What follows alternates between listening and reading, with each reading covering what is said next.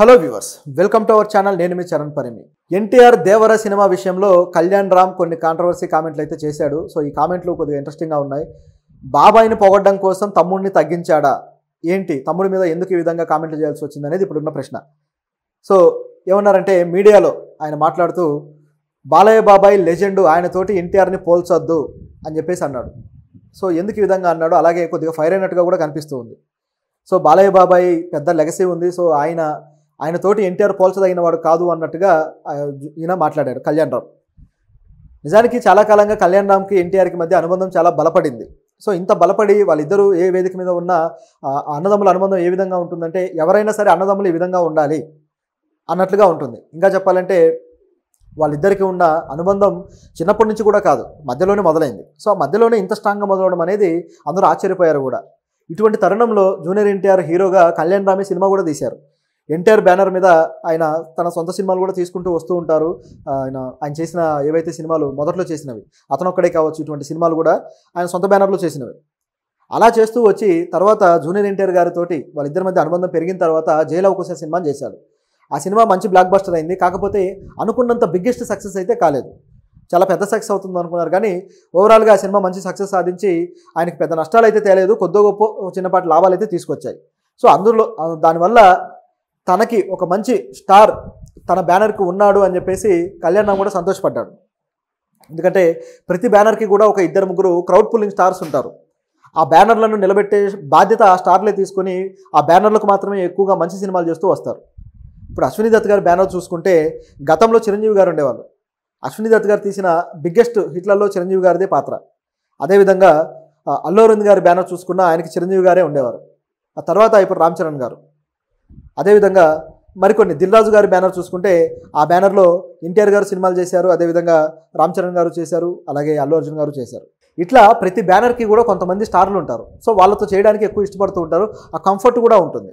అలా జూనియర్ ఎన్టీఆర్ గారు తన అన్నకి మంచి హిట్లు ఇవ్వాలి అని చెప్పేసి ఆయన బ్యానర్లో చేయడం జరిగింది. ఇప్పుడు దేవర సినిమాను కూడా ఆయన బ్యానర్లోనే చేశారు. అయితే ఈ దేవర విషయంలో అనేక వివాదాలు చుట్టుముట్టి చివరికి ఆ వివాదాలు కళ్యాణం దాకా వెళ్ళాయి. ఈ దేవర సినిమా టీడీపీ శ్రేణులు కొంతమంది కావాలనే ఫెయిల్ చేయడానికి కుట్ర పన్నుతున్నారు అని చెప్పేసి వార్తలు వచ్చాయి. అయితే దీంట్లో భాగంగా సోషల్ మీడియాలో అయితే నిజంగానే టీడీపీ హార్డ్ కోర్ ఫ్యాన్స్ దేవర సినిమా మీద నెగిటివ్ ప్రాపగండా చేస్తూ ఉన్నారనేది క్లియర్గా కనిపిస్తుంది. దీన్ని మనం ఏమాత్రం కొట్టిపడేసేది లేదు.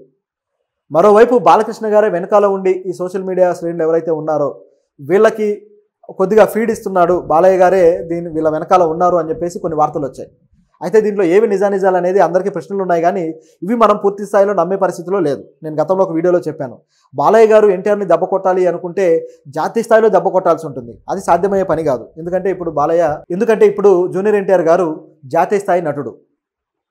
అదేవిధంగా ఆయనకు ఫేమ్ కూడా భారీ స్థాయిలో ఉంది. కాబట్టి ఇప్పుడు అది అసాధ్యం అనేది మనం ఆల్రెడీ మాట్లాడాం. మరి జూనియర్ ఎన్టీఆర్ని ఉపేక్షిస్తూ అలా చూస్తూ ఉన్నాడా బాలయ్య గారు అంటే అది కూడా లేదు. బాలయ్య గారి ఉద్దేశంలో జూనియర్ ఎన్టీఆర్ ఫ్యాన్ బేస్ ఇంకా పెరగకుండా ఉంటే చాలు అనే ఉద్దేశం ఉండాలి. దాన్ని మనమేం కాదనలేము. ఎందుకంటే గతంలో కూడా జూనియర్ ఎన్టీఆర్ గారి బ్యానర్లు కడితే ఆ బ్యానర్లు తీసేయండి అని చెప్పేసి చాలా పరుషంగా రియాక్ట్ అయిన వ్యక్తి బాలయ్య గారు. గతంలో ఎన్టీఆర్ శత జయంతి సందర్భంగా ఆ ఎన్టీఆర్ గారి సమాధి దగ్గరికి ఆ నివాళులు అర్పించడానికి అనేక మంది వస్తున్న సందర్భంలో బాలయ్య గారు కూడా వచ్చారు. అప్పుడు ఆ చుట్టుపక్కల బ్యానర్లన్నీ కూడా కళ్యాణ్ రామ్ ఎన్టీఆర్ బ్యానర్లే కనిపించాయి. దాంతో బాలయ్య బాగా హర్ట్ అయిపోయి ఆ బ్యానర్లన్నీ పీకేయించండి అని చెప్పి మీడియా ముందే హడావుడిగా మాట్లాడి ఫ్రస్ట్రేషన్తో వెళ్ళిపోయాడు. ఇవన్నీ చూసినప్పుడు జూనియర్ ఎన్టీఆర్ గారి ఫేమ్ విషయంలో బాలయ్య అసంతృప్తితో ఉన్నాడు అనేది క్లియర్ అయింది. కాకపోతే తొక్కే స్ట్రాటజీలు ఏం పాటించకపోవచ్చు, కానీ టీడీపీకి మాత్రం జూనియర్ ఎన్టీఆర్ గారిని అణచివేయాల్సిన అవసరాలు అయితే ఏర్పడ్డాయి. కాబట్టి వాళ్ళు చర్యలు తీసుకుంటూ వస్తున్నారు. ఇవి ఇప్పుడు కళ్యాణ్ రామ్ గారి ముందుకు వచ్చాయి. సో ముందుకు వచ్చిన తర్వాత కళ్యాణ్ రామ్ గారు ఎలా రియాక్ట్ అయ్యారంటే, జూనియర్ ఎన్టీఆర్ గారు బాలయ్య గారి కన్నా ఇమేజ్ పెంచుకుంటూ వెళ్తున్నారు. సో బాలయ్య గారి కన్నా జాతీయ స్థాయి నాయకుడిగా ఎదిగారు హీరోగా. సో ఇది ఎలా చూస్తానని అడిగినప్పుడు వీళ్ళిద్దరినీ మీరు అసలు పోల్చొద్దు. ఎందుకంటే బాలయ్య గారు లెజెండ్, ఆయన అద్భుతమైన నటుడు, ఆయన అద్భుతమైన పాత్రలు చేస్తూ వచ్చారు. సో ఆయన బలమే, ఆయన ఎనర్జీ కావచ్చు, ఆయన డైలాగ్స్ కావచ్చు, ఇవన్నీ ఆయన బలాలు. సో ఇదే బలాలు జూనియర్ ఎన్టీఆర్ కూడా ఉన్నాయి అని చెప్పేసి ఆయనే అన్నారు. మళ్ళీ తన తమ్ముడిని తానే పొగిడాడు కూడా. ఇవే బలాలు జూనియర్ ఎన్టీఆర్కి ఉన్నాయి. అయినా సరే బాలయ్య ఒక లెజెండు, కానీ జూనియర్ ఎన్టీఆర్ ఇప్పుడిప్పుడే ఆ స్థాయికి ఎదుగుతూ ఉన్నారు. కాబట్టి వాళ్ళిద్దరిని మీరు అసలు పోల్చొద్దు అని చెప్పేసి అన్నాడు. అలాగే ఎన్టీఆర్ కూడా బాలయ్యలాగే గొప్ప నటుడు అని చెప్పేసి తన తమ్ముడిని మెచ్చుకున్నారు. ఈ సినిమాలో అయితే కన్నీళ్లు పెట్టించేశాడు. ఎందుకంటే ఈ సినిమా ప్రొడ్యూసరు కళ్యాణ్ రామ్ గారే దేవరాకి. పాన్ ఇండియా సినిమాగా ఈ సినిమాని రూపొందించారు. సో ఈ సినిమాకి ప్రమోషన్లు కూడా హిందీలో జరుగుతున్నాయి. కపిల్ శర్మ షోలో కూడా ప్రమోషన్లు జరుగుతూ ఉన్నాయి. అలాగే ఇక్కడ కూడా ప్రమోషన్లు జరుగుతూ ఉన్నాయి. ఆ సిద్ధు జొన్నలగడ్డ అలాగే ఎన్టీఆర్కి బాగా ఇష్టమైన నటుడు, అంటే యంగ్ జనరేషన్లో బాగా ఇష్టమైన నటుడు విశ్వక్సేన్. సో వీళ్ళిద్దరిని కూర్చోబెట్టి ఇంటర్వ్యూ కూడా చేశారు. ఇవన్నీ జరుగుతున్న క్రమంలో తన ప్రమోషన్లలో భాగంగా కళ్యాణ్ రామ్ ఈ విధంగా తన తమ్ముడిని కాస్త బాలయ్య ముందు తగ్గించే ప్రయత్నం చేశాడు. అయితే ఇది కూడా ప్రేమగానే తీసుకుంటాడు ఎన్టీఆర్ అని చెప్పక తప్పదు. ఎందుకంటే ఈ సినిమా ప్రమోషన్లో బాలయ్య గారి ఫ్యాన్స్ని హర్ట్ చేసే విధంగా మాట్లాడకూడదు. ఒకవేళ మాట్లాడితే ఖచ్చితంగా అది నెగిటివిటీకి దారితీస్తుంది. కాబట్టి ఒక బ్యాలెన్స్ పాటించడానికి ఆయన మాట్లాడాడు. ఇంతవరకు ఓకే.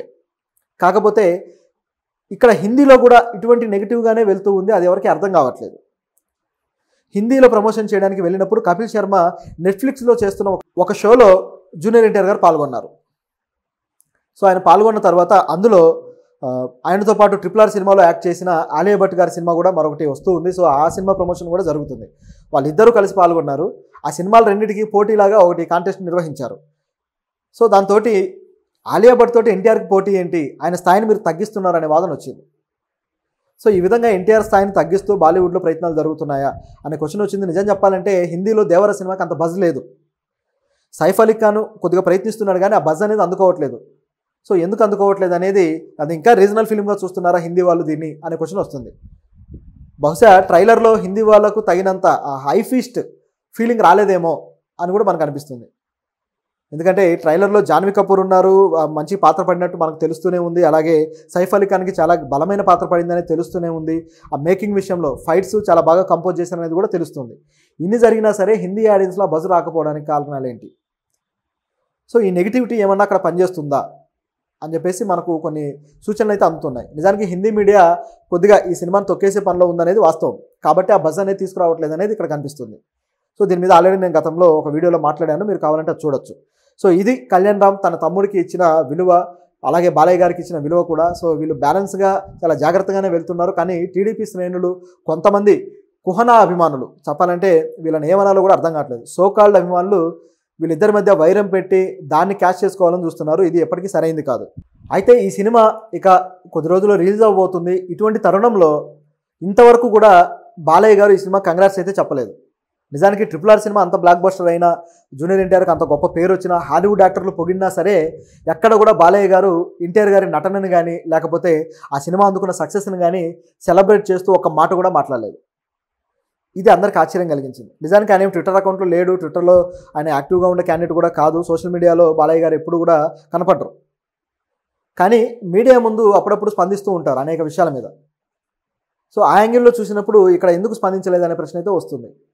ఎందుకంటే తన కుటుంబం నుంచి ఒక నటుడు ఇంత గొప్ప స్థాయికి ఎదుగుతూ ఉన్నాడంటే హర్షించాల్సిన విషయము, అలాగే స్పందించాల్సిన విషయం, బాధ్యత బాలయ్య గారికి ఉంటుంది. కానీ స్పందించలేదు. కానీ బాలయ్య కుమారుడు సినిమా ఇండస్ట్రీలోకి అడుగు పెడుతున్నాడు. మొదటి సినిమా ప్రశాంత్ వరం తోటి స్టార్ట్ చేయగానే జూనియర్ ఎన్టీఆర్ ఇమీడియట్గా ట్విట్టర్లో తన తమ్ముడిని కంగ్రాట్స్ చెప్తూ, వెల్కమ్ చెబుతూ ట్వీట్ చేశాడు. అసలు ఆ ట్వీట్ కూడా ఎంతో ప్రేమని, ఎంతో ఆప్యాయతను చూపిస్తూ చేశాడు. మోక్ష అని చెప్పేసి, మోక్షు అని చెప్పి ప్రేమగా పిలుస్తూ. అయితే ఇక్కడ కూడా ఒక కాంట్రవర్సీ తయారైంది. ఆయన పేరుని, మోక్షజ్ఞ పేరుని నందమూరి తారక రామ మోక్షజ్ఞ తేజ అని మార్చిపెట్టడం జరిగింది. సో బాలయ్య గారు నిజంగానే ఎన్టీఆర్కి చెక్ పెట్టడానికి తీసుకొచ్చారనే డౌట్ ఇక్కడ కూడా క్రియేట్ అయింది. ఎందుకంటే నందమూరి తారక రామారావు అనే పేరు తిరిగి ఎవరు తీసుకున్నారయ్యా అంటే జూనియర్ ఎన్టీఆర్ తీసుకున్నారు. సో ఆ పేరుతోటే ఆయన జూనియర్ ఎన్టీఆర్ అంటున్నాం మనం. సో ఆ అంశ, ఎన్టీఆర్ అంశ ఆయనలో ఉంది అని ఆయన ఫ్యాన్స్ అంతా ఫీల్ అవుతున్న టైంలో అసలైన వారసుని నేను, నా వారసుడు మోక్షజ్ఞ కాబట్టి ఆయనకే ఇది రావాలని బాలయ్య ఆలోచిస్తున్నట్టుగా కనిపిస్తుంది. సో ఎన్టీఆర్ పేరుని అందుకే మళ్ళీ తగిలించారు. నిజానికి మోక్షజ్ఞ తేజ అనేదే ఇంత ఉంది పేరు, దానికి మళ్ళీ నందమూరి తారక రామ మోక్షజ్ఞ అనే పేరుని తగిలించడం వెనుక ఒక స్ట్రాటజీ ఉందనేది క్లియర్గా కనిపిస్తుంది. నిజానికి ఇటువంటి పోటీనే గతంలో తారకరత్న కూడా పెట్టుకున్నారు. తారకరత్న తన పేరు తారకరత్న అయితే అలా కాకుండా నందమూరి తారక రామారావుగా ఆయనే పేరు మార్చుకొని ఒక సినిమాకి దిగారు. కానీ ఆ సినిమా కూడా ఫ్లాప్ అయింది. ఆ తర్వాత మళ్ళీ తారకరత్నంగానే కొనసాగారు. అంటే ఆయనని డైరెక్ట్ వారసుడిగా యాక్సెప్ట్ చేయలేదు. జూనియర్ ఎన్టీఆర్ని దూరం పెట్టినంతకాలం